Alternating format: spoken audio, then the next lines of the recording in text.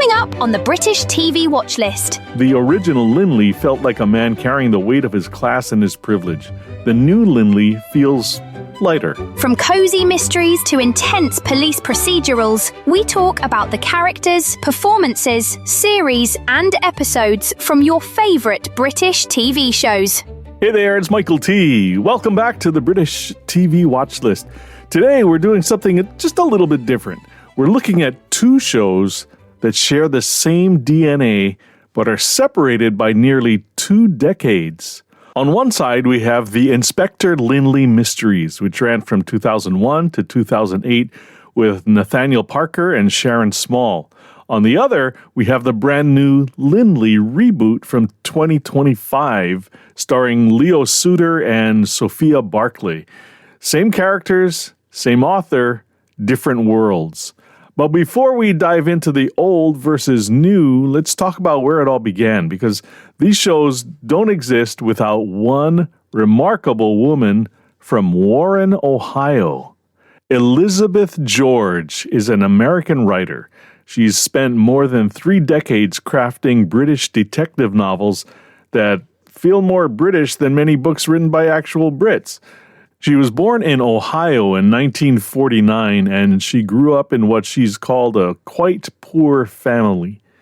Her mother was a nurse. Her father worked for a conveyor company.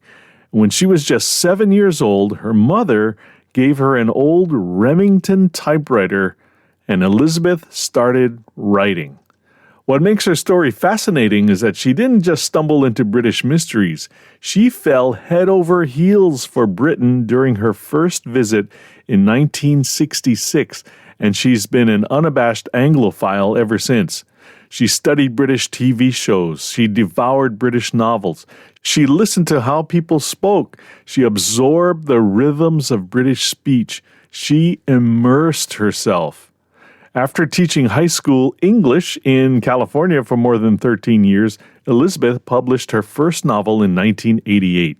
It was called A Great Deliverance, and it introduced readers to Detective Inspector Thomas Lynley of Scotland Yard and his partner, Detective Sergeant Barbara Havers. That book won the Agatha Award and the Anthony Award for Best First Mystery Novel.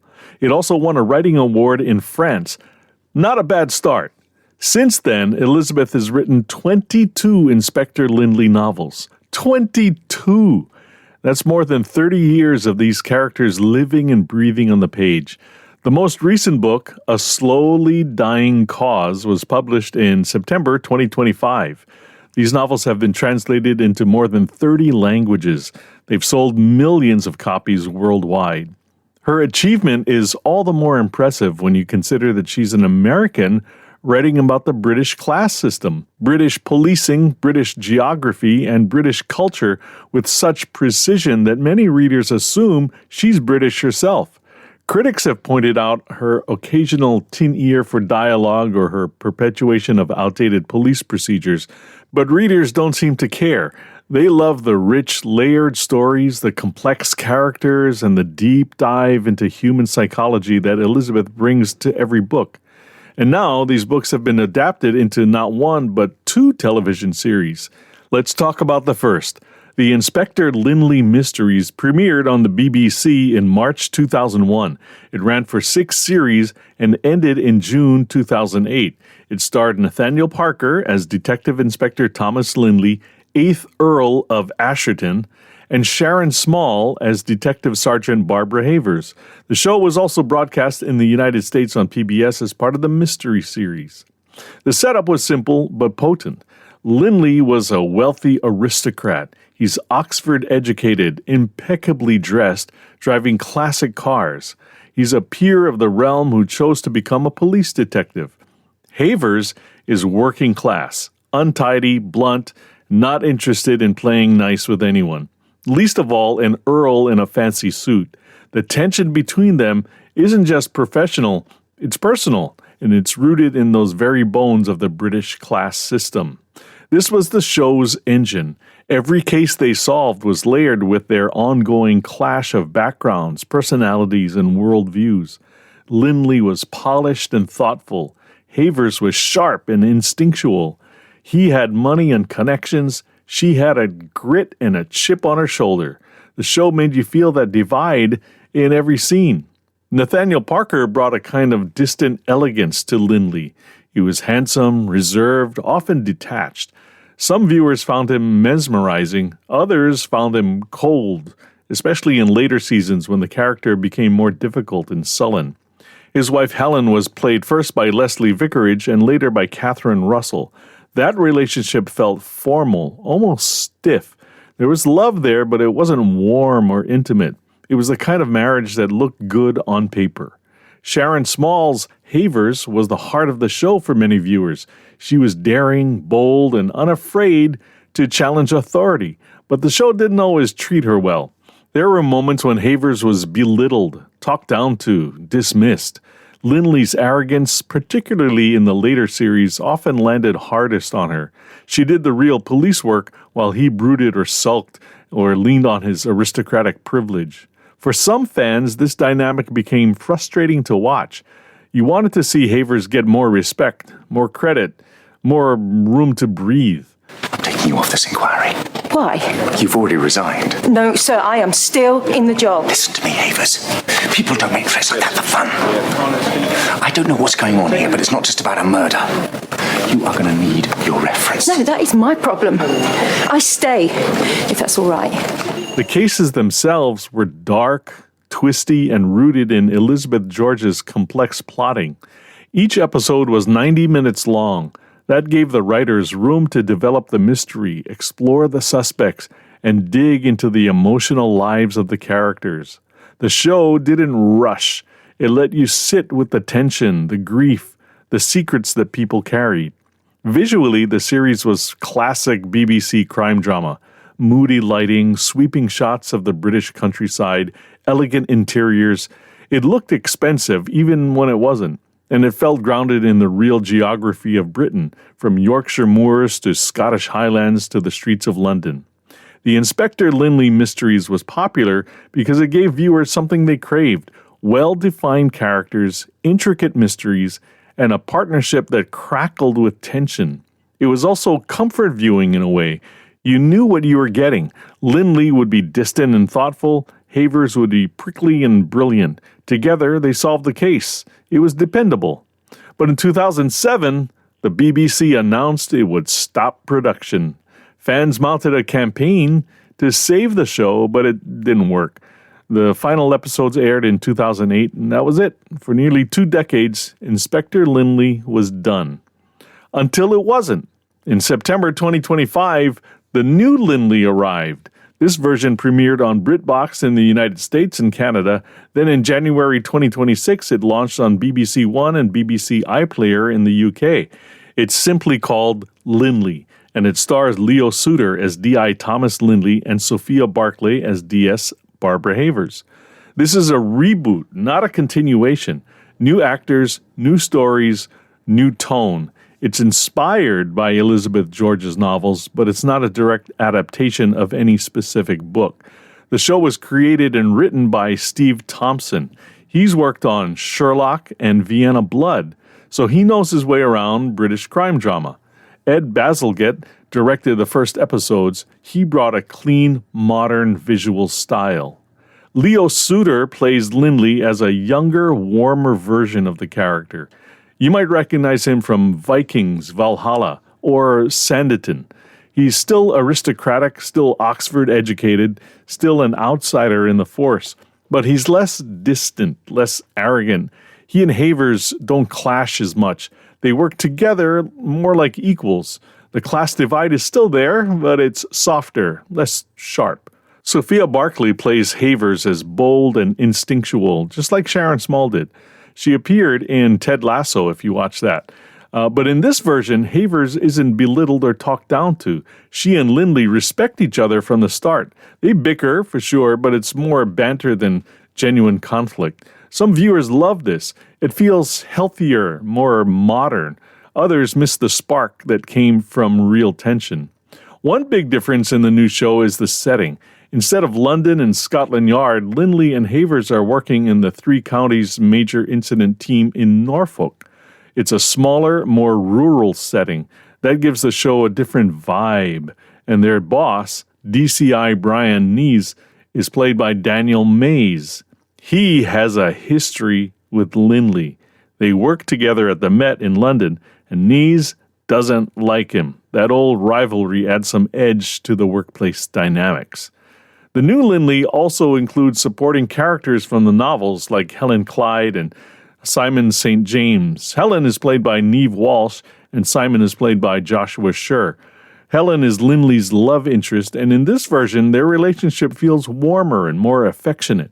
Lynley and Helen are cozy together in a way that Lynley and his wife never were in the original series. It's a deliberate choice to make Lynley more emotionally accessible. The mysteries themselves are still 90 minutes long. That gives the show breathing room. The cases are layered and clever, with misdirection and red herrings. The show looks slick and modern. It was filmed in Ireland, standing in for the English countryside. It's polished in a way that reflects how British crime dramas have evolved since the early 2000s. There's more visual flair, faster editing, a slightly younger energy. Viewers have responded positively so far. The writing is sharp, the characters are believable, the mysteries are satisfying. It's a well-made detective show with two leads who work well together. Hey, let me ask you a question. Who wants cozy? Everyone loves cozy and warm and comfortable, right? Nothing better than CozyEarth.com. You'll find bedding, bath, and more. And because you listen to the British TV watch list, and you can get an incredible 21% off your purchase right now, and you'll see lower prices on the CozyEarth.com website. And you'll help support this podcast because we do get a commission. Just apply our promo code BTVW1. That's BTVW1 when you check out at CozyEarth.com. So what's the difference between the two shows? Let's break that down. First, the class divide. In the original series, the tension between Lynley's aristocratic background and Haver's working-class roots was front and center. It was the emotional core of the show. You felt it in every argument, every glance, every moment when Lynley pulled rank or Havers pushed back. The new Lynley softens this. The class difference is acknowledged, but it's not the driving force. Lynley and Havers get along. They're a team from the start. Some people love this change. It feels healthier, less exhausting. Others miss the edge. That friction was what made the original pairing so compelling. When you smooth out all the rough spots, you lose some of the spark. Second, Lynley himself. Nathaniel Parker's Lynley was distant, formal, sometimes emotionally unavailable. Leo Suter's Lynley is warmer, more approachable. He smiles more. He connects more easily with Havers and with Helen. It's a different interpretation of the character, and it changes the feel of the show. The original Lynley felt like a man carrying the weight of his class and his privilege. The new Lynley feels lighter. Thought this was supposed to be your day off. Didn't quite work out like that. What you smacking at? Lycra. Right, where are we heading? Search for first. I need to get my car. There's some clothes in the boot. I want to show you where the body was discovered. Third, Havers. Both versions of Havers are bold and daring, and that's great. But in the original, Havers was often dismissed or undermined, especially by Lynley. Sharon Small played her with a kind of bristling defiance, like she was always fighting for respect. Sofia Barclay's Havers doesn't have to fight as hard. She's respected from the start. That's progress in some ways, but it also means there's less room for that underdog energy that made the original Havers so compelling. Fourth, the storytelling. The original series was slower, moodier, more willing to sit with discomfort. The new series is faster, cleaner, more streamlined. It's not better or worse, just different. It reflects how television has changed in the past 2 decades. Audiences today expect tighter pacing, sharper dialogue, quicker resolutions. Both versions of Lynley succeed for similar reasons. They give us well-defined characters, well-conceived and written mysteries, and a partnership that feels real. Whether that partnership is built on friction or respect, it works because both actors sell it. The original series worked because it leaned hard into that class divide and didn't apologize for making Lynley difficult. It wasn't always easy to watch, but it was compelling. You kept coming back because you wanted to see if Lynley and Havers would ever truly understand each other. The new series works because it updates the dynamic for a modern audience. It asks, what if these two people actually liked each other? What if they were equals? It's a different kind of partnership, but no less engaging. Both shows succeed because they understand the appeal of the cozy mystery format. These are whodunits with heart. They're not just about solving crimes, they're about understanding people, navigating complicated relationships, and finding justice in a messy world. Both are good, both are worth your time, and both prove that Elizabeth George created something special when she introduced the world to Thomas Lynley and Barbara Havers more than 30 years ago. And before we go, I want to say hello to our listeners in Harrow, London, in England, West Palm Beach, Florida, and Canberra, Australia. New listeners, new cities, absolutely amazing. And if you'd like to support this podcast, please check out our Patreon site.